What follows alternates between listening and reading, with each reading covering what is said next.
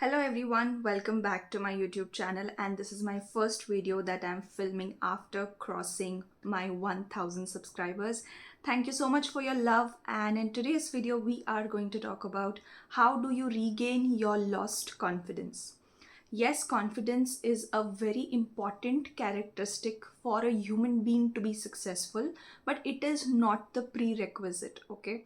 Confidence is something that we build over time. It is like a muscle that you build over time. Nobody is born confident, but yes, there are some people who have a little more courage or little more willpower. So they become resilient. So to understand these concepts deeper, let's dive into this video. So, when do we lose our confidence? Whenever we encounter a failure, whenever we go through a rejection. So, we get into this low phase. That low can be your mood, that low can be your feelings, whatever it is, we are in a certain sense of a low phase. And in that, we are not feeling confident enough to take any kind of action. And what people usually do is that they want to take a lot of action in that phase. So when you are feeling low, allow yourself to feel low, because there is nothing that can come from just taking mindless actions whenever you are feeling low. So allow your system to process everything. That is the first step. Second step is to understand how is real confidence built. Okay, so real confidence, the source of real confidence are some legitimate things. Legitimate means it are the real sources, they are the real sources. So if your confidence just comes from motivation, somebody just motivated you, you just inflated like a big balloon and then you bursted out because everything that was given to you was pumped up into you, and that is a very short-lived confidence. So generally, the higher you fly in motivation, the lower you hit the ground when there is a lack of that motivation. So what needs to be done? Here the theory is to be more grounded and be as close to reality as possible. Real confident people are those who are closer to reality, and you can see that calmness, that groundedness in their personality, in their voice, in everything. To give you a classic example, it can be somebody like Mahendra Singh Dhoni, it can be someone like Barack Obama, who are people who are really looked up to for their leadership qualities. So you see, even when Mahendra Singh Dhoni talks in his modest tone, he does not talk like a motivational speaker, but we feel so motivated. We feel we have this aha moments when we see Mahendra Singh Dhoni speaking and he's sharing his lessons with us.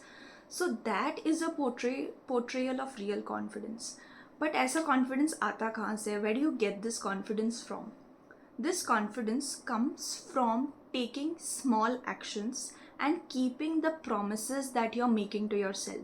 So when you are in a low phase, what people generally do in order to motivate themselves, they give themselves really big challenges. It's like going to the gym on first day and saying that I'm going to do a deadlift with like 120 kg. Guys, you don't have the capacity to do that in the first day of the gym. You need to slowly build that capacity using weights, doing some progressive exercises, and then you get the capability to do that deadlift or do those kind of bigger lifts, right? So confidence comes when you have the capability. And till that, what you need to do is you need to understand, what is my capability right now? Can I make this one video and post on YouTube?